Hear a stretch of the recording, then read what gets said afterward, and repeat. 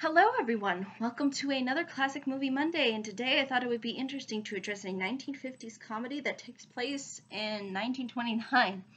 And as you can see by the title and thumbnail, we're going to be addressing Some Like It Hot.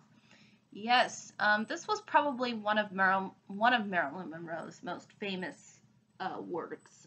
She really did have her heyday within the 50s. I don't know if it was the 60s where she kind of was having some difficulties, but I think really when you think of the 50s, I mean, oftentimes people do think of Marilyn Monroe. And I think that largely has to do with the fact that, again, she was that kind of icon that a lot of people sort of, looked up to and thought was just the greatest thing in the world. I personally prefer Audrey Hepburn. And it's funny because I look more like Marilyn Monroe than Audrey Hepburn, but I just like Audrey Hepburn's sort of style and approach a lot more than Marilyn Monroe personally. I just feel like Audrey Hepburn has a little bit more of I felt like she was just a little bit classier, in my honest and humble opinion. Not to say that Marilyn Monroe didn't have any class at all, but I just preferred Audrey Hepburn's style, and I liked her approach, I think, a lot better to her roles and to acting and whatnot than I did really Marilyn Monroe. But this is definitely a standout performance for her, and obviously a standout film in general, as far as when it comes to 1950s comedy. So basically, within the film, you get these two musicians. I kind of like to call them Tweedledee and Tweedledum because they're kind of, they're just kind of these goofy guys. They're not at the top of their game, obviously. I mean, they're just two musicians. A saxophone player named Joe, played by Tony Curtis, and there's this guy, his sort of sidekick, I guess you could say, Jerry, who's the cello player, I believe, named Jack Lemmon, or played by Jack Lemmon, excuse me. And these oofs, at least I guess what I like to call them, because they are really the center of the entire film, and they're kind of, they're the comedic duo. They're the typical thing that we kind of end up ultimately seeing later on in a lot of other films, where you have this one character who acts one way and you have one character that acts the other way, and leads to a lot of comedy and blah blah blah blah. And then you have a funny setup and whatnot. And basically, what ends up happening with this film is that these two scallywags end up witnessing a mafia murder. And like murder in cold blood. Like, it's kind of awkward because, you have this very lighthearted comedy and then you insert the mafia in there. It just kind of brings out the irony, I guess you could say, and I think is kind of what made this film sort of, I guess you could say, iconic for its day, was the fact that it was trying to have this little bit of irony to it. But basically what ends up happening is that these two musicians, after witnessing this mafia murder, decide that they need to disguise themselves so that they don't have the mafia kind of chasing after them, because the mafia people spotted them. They know what they look like, so they obviously need to just sort of disguise themselves so the mafia won't go after them and kill them. So they basically dress up as women. Yes. Not something you would probably typically see within 1950s comedy, but basically they dress up as two maidens, and they try to join this all-girls band, and ultimately they end up getting spots because they have they need these spots, I guess, filled for their particular instrument. So they need a saxophone player and they need a cello player. Oh, perfect. We'll just put these two together and have them be part of our band. And so basically that's what they kind of end up doing. And they ultimately end up going to Florida for this whole big sort of event thing that's kind of going on down there that they need musicians to sort of play for. And what I think works really well for this film is the fact that, again, it is trying to be kind of, again, it's putting in this sort of irony with also making it very just funny and out there. And, it's, haha, two guys dressing up as girls. Have we not seen this before? And obviously we do see it more often or so later on within films. But I think it's important to note that this film actually does it a little bit more in a little bit more of a smarter way than a lot of other films that have attempted this kind of a setup. And I think what really does work is the two main characters, the two oofs, Joe and Jerry. Joe, the saxophone player, is very suave. He's a ladies' man. He's very self-confident, and he has this self-assurance about him, and he kind of knows how to plan a scheme fairly good, and kind of put on, I guess, a performance, you could say. Whereas Jerry is the little bit more of the sensible one. Again, he's sort of the sidekick. He's the guy that kind of gets put into, the second place category only because, these kinds of very bizarre but also very kind of amusing things end up ultimately happening to him. And sometimes that's as a result of Joe, so it makes it balances out fairly well. You can kind of understand how they operate as two musicians.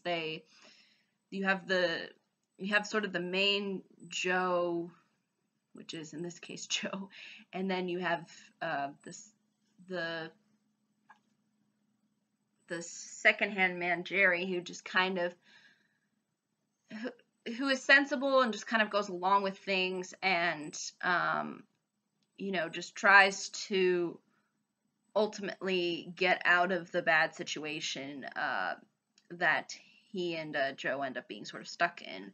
So that's really the essence of the story. And what ends up resulting in how Marilyn Monroe's character comes into play is you see how she's actually part of the band, and her name is Sugar, and Joe, obviously, I would say even both men really kind of, just kind of go googly all-eyed for her. But Joe ends up taking it sort of a step further, I guess you could say. So ultimately, that you have that sort of side plot kind of going on of them kind of being in awe of how pretty Marilyn Monroe is, and then you have the whole essence of the mafia coming in that really does sort of not really play a huge role until the end. Like, it plays a role in the beginning, and then at the end is when that whole mishap ensues. And it's actually rather hilarious in just seeing these men trying to kind of blend in with all the other women. And, and what I actually like, too, about this film, unlike a lot of films that have come out later on, is they always have to have a gender discussion. They always have to have a complete in-depth thought and understanding of what it's like to be a woman.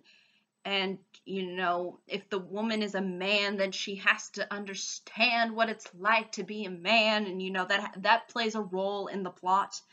But I am so glad that this movie, and that's another reason too why I think this movie stands out a lot with people, is the fact that it doesn't try to go into that.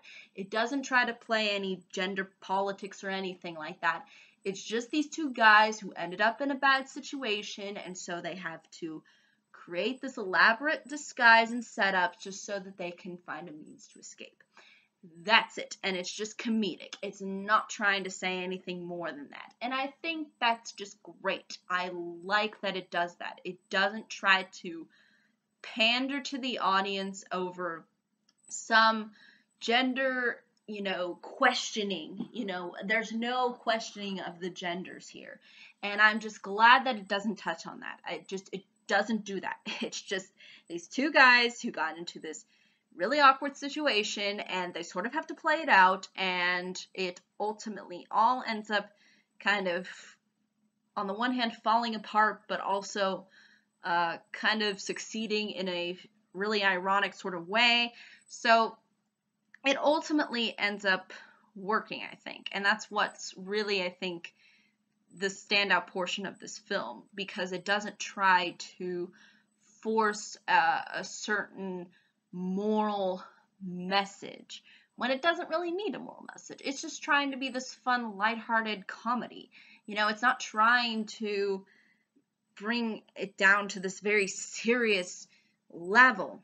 And even it kind of pokes fun at the whole mafia setup. I mean, because it's just so serious and dark and grim, but then you have these very goofy, kind of naive young men, and they're just sort of stuck in this really strange setup that, it's really what makes the film stand out. It doesn't do any of the PC pandering, and I'm so glad it doesn't do it, because we see multiple upon multiple times other films that try to comment on this whole gender, switching. They have to put in some kind of political, philosophical message, and I'm glad this film doesn't do it, because it just stands out as just a comedy. It just stands out as far as, just executing the plot from a ironic and as well as comedic standpoint. It doesn't need any of that hidden messaging in it. And I think that's really where it sort of rings true, and you kind of see too how the character, the guys sort of develop too as characters, and it just has this fun. It has a funny ending too. Like the ending is probably the most funniest thing about the film, because of how just overall crazy and just kind of how pleasant it is. It's not trying to make you think all too much, but trying to make you feel happy and fun and like you had a good time watching the film. Not like that you have to go home and suddenly think about, oh my gosh, what does it mean for a man to suddenly have to deal with women problems? And although they kind of bring up the whole angle of, because ultimately when they're dressed up as women, they kind of get hit on by men. But again, it's just done for laughs. It's not done to put in some hidden message of, oh, look at how hard it is for women because, they get catcalled or something. I'm just so glad it doesn't touch on this. Just so unbelievably glad. I'm just like, thank you, movie, thank you. Don't touch on it at all. You don't need to. And I think that's what ultimately makes this movie work. It sticks to the comedy, it sticks to the writing, it sticks to these characters. It doesn't try to pander and try to put in something that doesn't really need to be there. And yeah, I think it overall really works if you enjoy these kinds of 50s style comedies, if you like the kind of goofy and zaniness that sort of occurs, and I think overall, even though the characters, they do have their flaws, there is a certain likability to both of them, being the main characters. Even Marilyn Monroe's character, although I will say I think she's a little bit of a how should we say, she's kind of she has her own problems throughout the film. She still maintains a certain level of, I think, likability, and she's not mean-spirited or anything. So I think ultimately from that standpoint, she's really good as a character, but she really wasn't the main focus, which I think is kind of ironic because they put her on a lot of the times the posters, they'll put her like in the center. But I think that largely has to do with the fact that it's Marilyn Monroe, so you obviously got to put her in the center, even if she's not really the main character. These two guys are really the main characters. So, yeah, I think that's really ultimately, though, all I can really say about this film with really not giving too much away. But if there are any questions, comments, concerns, I would be more than happy to answer them. That's all I think I can say for this video, but thank you so much for watching. Hope you all have a pleasant day, week, month, and year, and I hope to see you all in the next video. Take care. Bye-bye.